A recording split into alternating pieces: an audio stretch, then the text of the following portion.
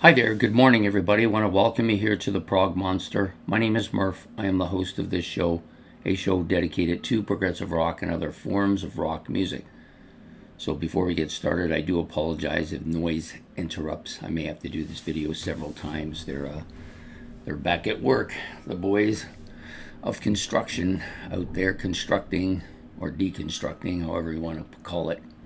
Anyways, we're here today to do the episode of Playlist. This is a show I do once a month in which I talk about albums that were in my playlist that have come out, ones that have gone in.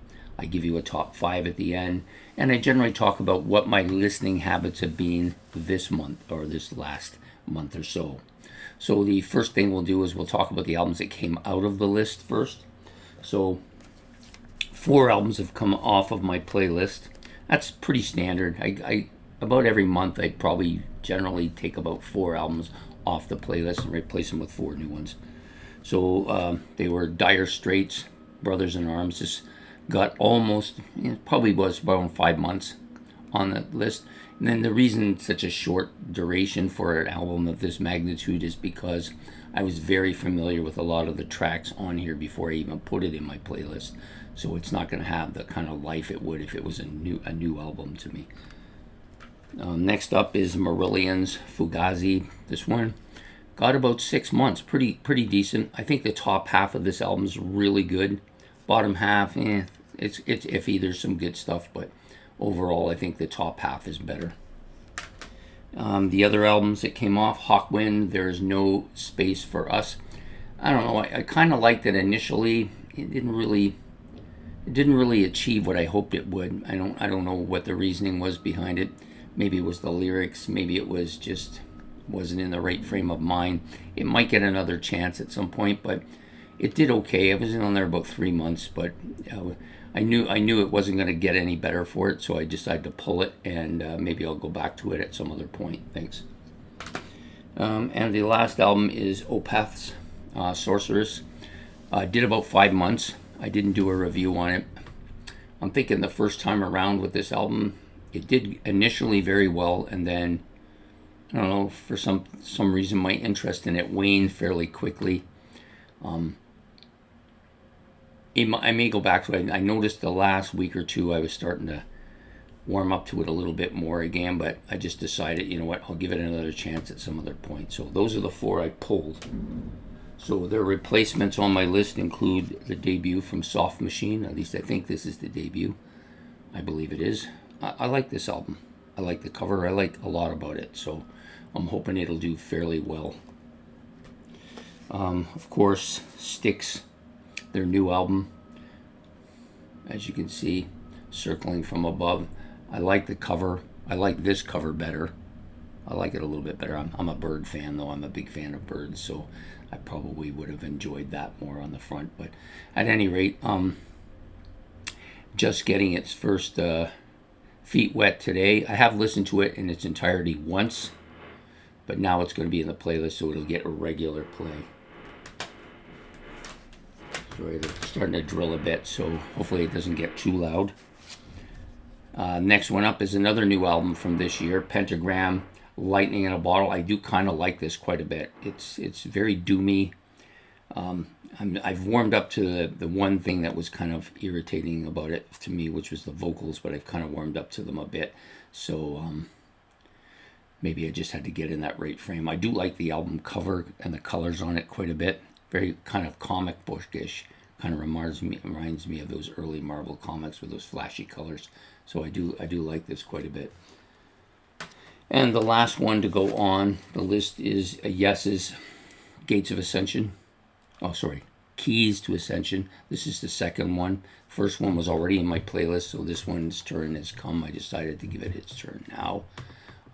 Hopefully I'll like this quite a bit. I did like the other one, but the other one had a lot more recorded stuff, like pre-recorded, and not pre-recorded, but old stuff that they redid live, which was okay. But I think this one might turn out to be better. I think there's a full disc of new material on here, so hopefully it will do better. So those are the 4 new ones and the 4 ones that came off. My listening habits this month is I was listening to a lot of the 10cc stuff. Started to get a bit too bubblegummy for me, so I kind of stepped away from it. I listened to almost all my entire BTO stuff this month as well. It's been a few other things I've been kind of thinking about what I want to do for rankings in the future.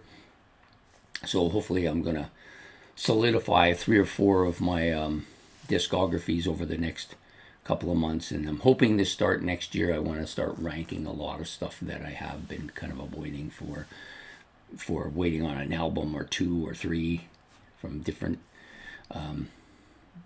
bands. So once I get them all and I've had a chance to go over them all, then I'll do a proper ranking. So that's pretty much what I've been doing as far as my listening goes. And now I'm going to give you my top 5 albums on my playlist for this month. I'll give them to you in reverse order and then repeat them at the end. So the first one is on a double album here. It's Bedside Manners, which is the bottom one here. I don't know if you can see that up close. Really good album. I initially think I liked the first album quite a bit, and now this one is starting to grow on me quite a bit too. So, maybe it's going to turn out to be like I thought. Each of the 4 albums that I listened to by them, I kind of like each one a little better than the previous one. So I'm thinking that might be the case here. The number 4 album is Revenge of Alice Cooper, moved up very quickly, which is kind of normal for hard rock for me. I generally take the hard rock very quickly, and they tend to move up very quickly, but they don't seem to have that kind of stay power that progressive rock has. So they're like a blue star. They burn brightly and then they fade quickly. But we'll see what happens with the Revenge of Alice Cooper. It's now currently in 4th position. My 3rd favorite album, Remember the Future. I always want to say Return. Remember the Future. I do like the album colors and cover quite a bit. The album has grown on me exponentially over the last month or so. Really starting to make an impact for me. So that's number 3. Number 2, barely being held off in the number 1 spot, Book of Souls from Iron Maiden. Absolutely love this album. I don't think I like it as much as No Prayer for the Dying, but it's really tough to tell that until the end, when it's off the charts or off of the playlist and out of the playlist. Then I can kind of compare notes between it and the other one and see where I might feel about them both. But that's my number 2 at the moment. And number 1, again, the klaatu, their debut album. Absolutely adore this album. It's getting to the burnout stage now, though, for me, because it's been on my playlist. God, it must be 6, maybe 7 months now. But I just like it so much. Every single song on the album I love for different reasons. It's a very diverse type of album. So that tends to be where I lean. I've discovered over the years that if an album has a lot of diversity on it and happens to be good music, then I tend to like it a lot more for some reason. Because if you look at my top 5 or 6 albums of all time, they all kind of have that element to them, or at least most of them do. So that is it for playlists for the week, for the month actually. So please hit the like and subscribe. If you want to make any comments about any of the albums or any of the stuff I've said, you could do that in the comment section. I did forget to give you the list from top to bottom again, so I'll just do that once. The debut, which is the Sunflower there. Debut album of klaatu's in the 1st spot. Book of Souls is in the 2nd spot. Remember the Future from Nectar is in the 3rd spot. Revenge of Alice Cooper from the original Alice Cooper Band is in the 4th spot. And in 5th spot is the bottom album here from Green Slade, which is Bedside Manners Are Extra. So those are my top 5. And now back to the closing ceremonies again. So if you want to make any comments about any of the 5 albums that I put there, or you want anything I've said, or any listening habits that you are curious about, or anything like that, you can put that in the comment section below. And we will be back next month, mid-month, for an episode of Playlist. So take care and goodbye.